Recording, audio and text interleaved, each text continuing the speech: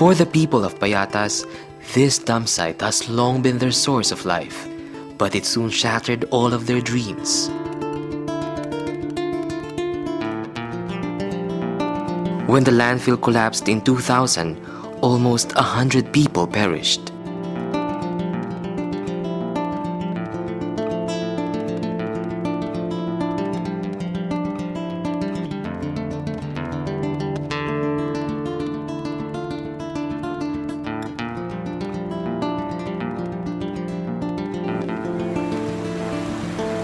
Some say that to live by a dump site is to live on the edge. Death may come anytime, especially during a heavy downpour. Dito, nung araw, hanggang dito, yung mga bata, yung mga loma, tinataas na lang namin ang mga bata. Kasi yung baha, lalo na kung naano ka sa kanal, lalampas ka pa sa hanggang dito. Ang hirap-hirap talagang tumira dito. Pag binaha sila, takbo sila kung saan-saan. Parang mga daga na hahanap ng parang dapat pagsisilungan. So nagsawa talaga sila doon sa sistema. Kahit sabihin nila nang galing sa tambakan na kumikita sila, minsan nandun na rin yung paano ba nila isipti yung pamilya nila. Init muna tapos ulan na ng konti. Ano niyan? Kaya na pag sinusuro yung tambakan, kasi yung pag nagagalaw, ang amoy mabaho. Kaya yun ang sa mga bata. Hindi naman bali sa matanda, sa mga bata na lang. Unti lang baga papunta rito yung tambakan na yun. Kaya nagpapalipot yung dami ng bata. Nahirap na yun. According to Ruby, a community leader in Payatas, even if some parts of the dump site collapsed in the year 2000, garbage has increased in the last 5 years. This has made the people more fearful. Tinatanong namin na bakit nandito pa kayo. Kung sabi man nila na yan, wala naman kaming ibang lugar na pwedeng tirhan at wala rin silang lugar na pwedeng pagtrabahuan kundi pananambakan lang.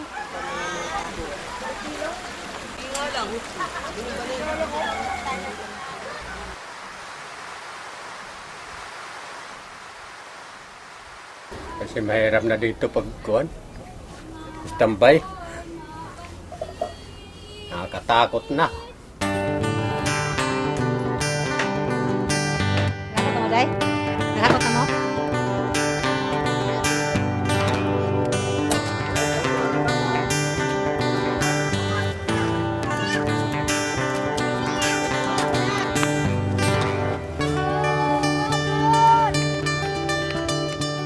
But now, they have left this dangerous place to take the road to Bagong Silangan. This is where they will start anew.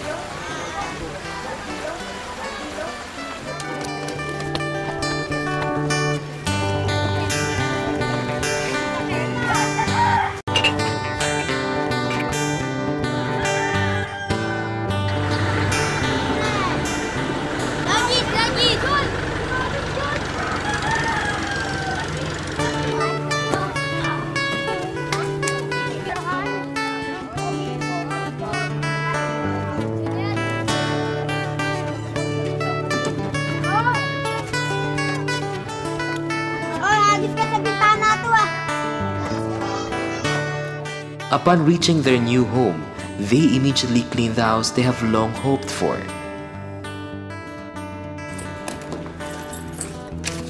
Tama-tama lang sa dalawang nakaano.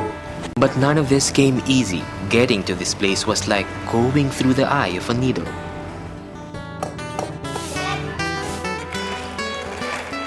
Mas maganda na siya doon.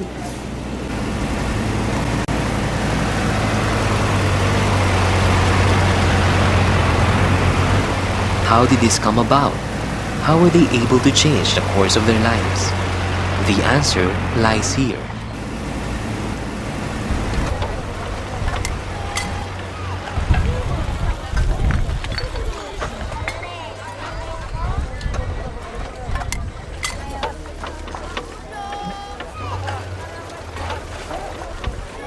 It all started with some loose change.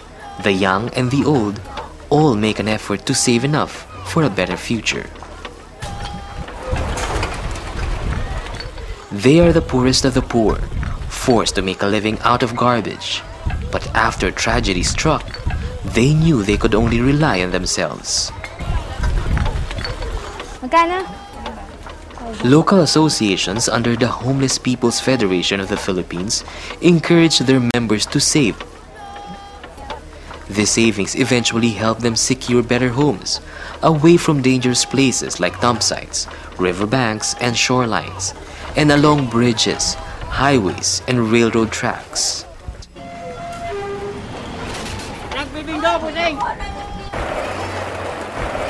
The days of those living by this railroad are numbered, as the revival of the Philippine National Railway system is already underway. Nangangamba na pagdating ng demolisyon na wala silang malipatan, kaya nagsisave ang mga tao para lang magkaroon sila ng sariling lupa doon sa silang. Para dito na lang ako bababa. Nagbibinggo po, Sing! 750 ang katagawa. Oo, tapos 250 dito. Hindi tayo laging nangangamba na kung halimbawa basta kung saan-saan na lang tayo aanuhin kapag pinaalis tayo rito, may na yung mayroon tayong nakahanda na kaunti. She saves whatever she can from doing odd jobs. Lalaba, magpa-plancha. Ayun ang aking ayun ang aking extra. According to Celia, another community leader in Payatas, every centavo you save comes back to you tenfold. Nanay Bring, Camaribeles. 1993 pa siya miyembro ng savings. So dito na siya naging golden. Yung isang yung gumuho na yan. The money is not just for personal savings.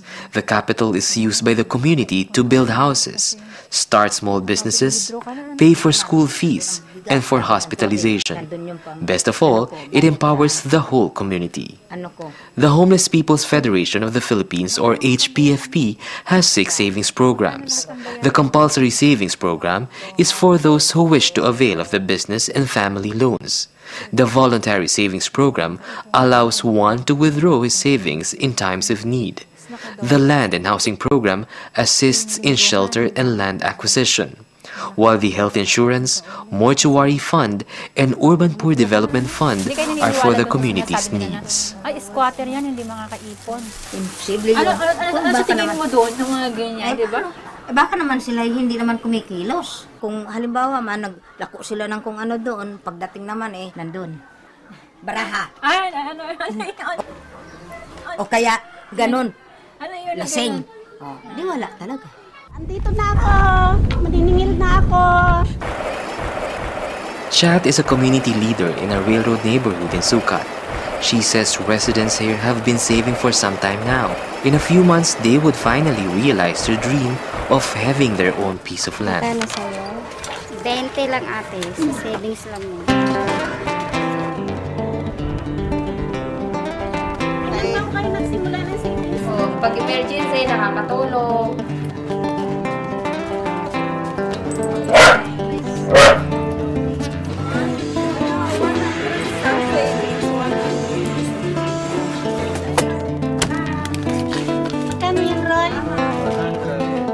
Second year high school, nag-iipon na siya para sa palupa dahil ang 25 square meters, ang pinaka-monthly amortization is 430. So, siguro pag katapos niya ng high school, kasabay din ang pagkatapos ng lupa niya. Okay, di ba? Ilang araw mo yung pinag-ipunan, Roy? Hindi ko na mabilang.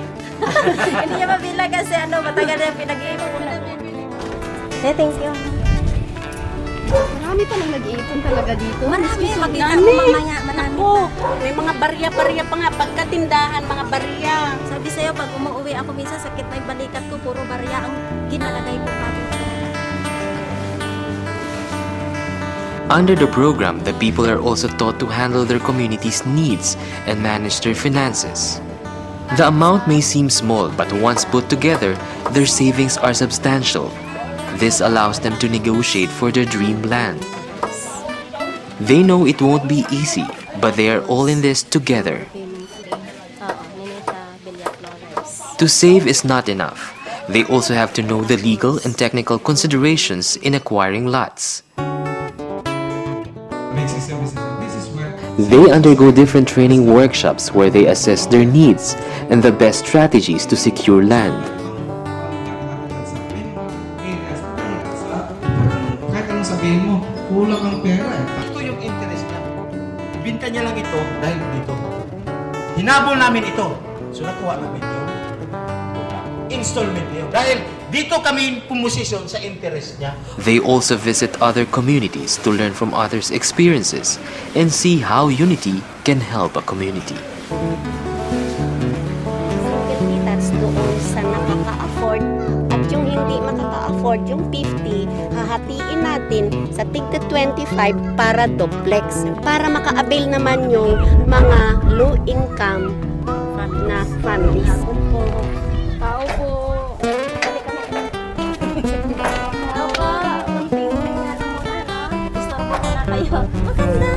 Maganda na siya. Tingnan mo. The residents of San Isidro, Montalban came from Payatas. They were able to buy 3 hectares of land which was divided among 300 families. Pero ang lupa ninyo, hindi pa tapos. Sige pa ang hulog ninyo. Oo. Magkano naman ang buwan? Ano po, 300 po buwan-buwan. Kayang-kaya. Bakit hindi? 300 lang pala eh. There are 2 housing programs to choose from. The off-site housing program relocates people in high-risk areas to safer grounds, while the on-site housing program allows residents to purchase the land that they are in, so long as these areas are safe. Nagkaroon kami ng ano tawag to? Yung bang yung as is where is eh. Kaya kung saan ka talaga, yun ala, iniiwas na lang namin yung kalsada.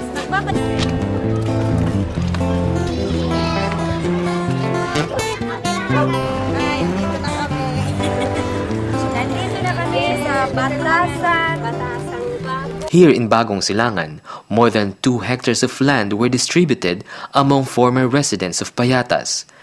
They help one another build their houses as this was cheaper than hiring contractors.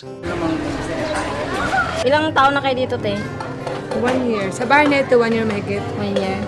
So, hindi pa kayo nagbayad? Nagbayad na kami. Magkano bayad niyo? Equity plus yung monthly na 200 a month. So far, the Urban Poor Development Fund or UPDF has purchased land property worth 30 million pesos and spent 11 million pesos for site development, 15 million pesos to build homes around the Philippines, and another 6 million to fund small businesses.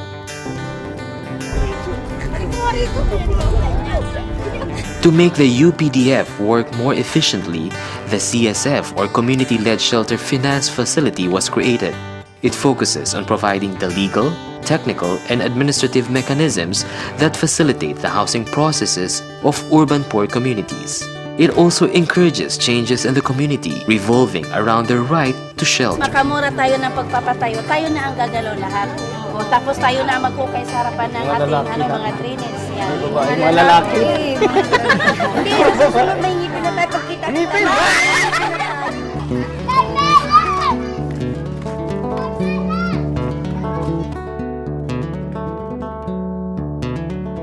This is the result of the community's collective effort to save. Their dream homes are now within their reach. Karoon na ng mga kanal, drainage system na iayos na. But acquiring land is only the beginning. The community still has a lot of work ahead of them. From fixing their streets to reblocking or mapping out individual housing lots. Ito yung part ng reblocking. Hanggang dito yan, ito yung area. So nung nagkaroon ng reblocking, nagkaroon na ng implementasyon ng kalsada, kailangan niyang umurong. So nung inurong namin, kailangan namin siyang bigyan ng assistance, loan assistance para sa housing. So sa ngayon, ang sinasabi nga namin, tingnan nyo naman, dinaayos na yung kalsada, may drainage system na siya. Ito na yung part ng programa namin kung saan yung patubig. Ito po ay nawasa, hindi yan deep well, kundi ito ay galing mismo sa nawasa. Nagkaroon kami ng programa na doon sa programang yon, yung contingency fund ay ginamit namin sa pag-put up ng tangke ng tubig at saka yung structure, ng pinaglalagyan ng tangke. The Asian Development Bank, or ADB, supported the improvement made in Golden Shower Payatas. It is expected that other nearby communities will benefit from this as well. Magandang hapon! Maganda. Kasi dati nung una punta rito, hindi pa ganito eh. Hindi pa ganito kaganda yung ano nila. Makitid yung daan, tapos talagang squatter. Ngayon maganda na siya. The Homeless People's Federation of the Philippines has reached other parts of the country, from Luzon to Visayas and Mindanao. The program aims to help the urban poor acquire their own shelter, as they would pay more if they rely on the government's housing program.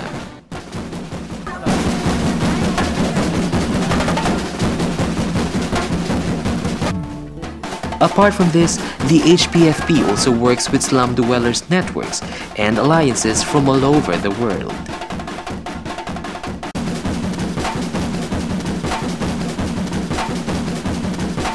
In a convention held in Iloilo, Filipino community leaders met foreign members of Slum Dwellers International, or SDI. This was when they realized that their situation was not unique to the Philippines. Countries in Africa and Asia have similar problems. Federation in undertaking savings. They also recognize the important role that women play in saving. If the women come together, they can change anything. The development is possible if only women participate. Because women has the money power, women has the communication power, natural skills. And women is also very strong.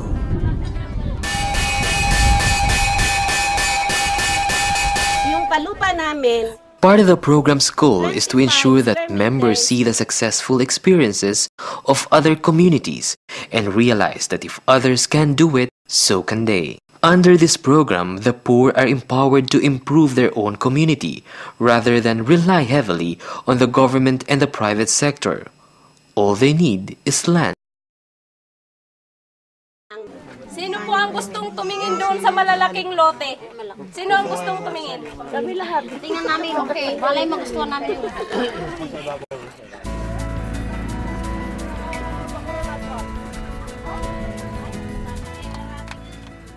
Many of them are actively involved in building houses that they can afford.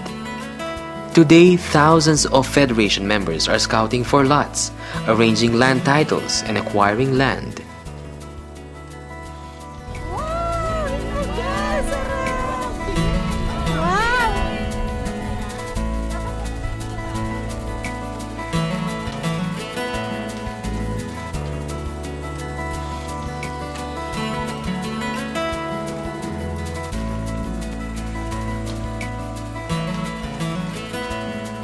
Probably ang target ng Homeless Federation ng National Capital Region South of Manila is 316 families na pwedeng ilipat dito sa lugar. Tapos na namin yung schematic plan. For a country with a limited capacity to provide decent shelter for its people, land has always been an important issue. Lang muna ang in-acquired namin. Pinagdesisyon ito ng community. Sila yung nagdesisyon na ito ang kunin. Sa anong aspeto? Mura, malayo sa pollution, walang magiging problema sa mga drainage, sa water system, hindi polluted.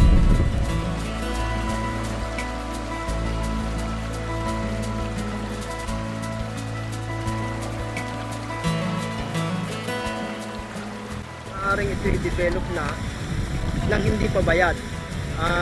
Provided lang na mayroong panawagan ng pamahalaan na talagang lilikas na ang mga taga-release. Hindi na sila siguro matatawag na homeless. May lupa, posibleng magkaroon ng bahay.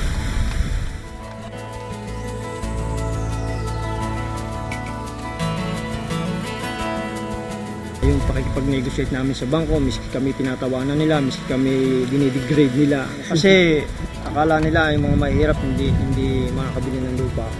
Pag sinabi mo nakatira ko sa tabi ng release, gusto kong mag-ipon sa inyo, mag-bangko sa inyo, hindi ka nila pinapansin. Pero pagka sinabi mong bumili ka ng lupa, kami mahirap, saka lang welcome. Dito, nasa gitna ang kalsada, bahay yan dyan, bahay dito.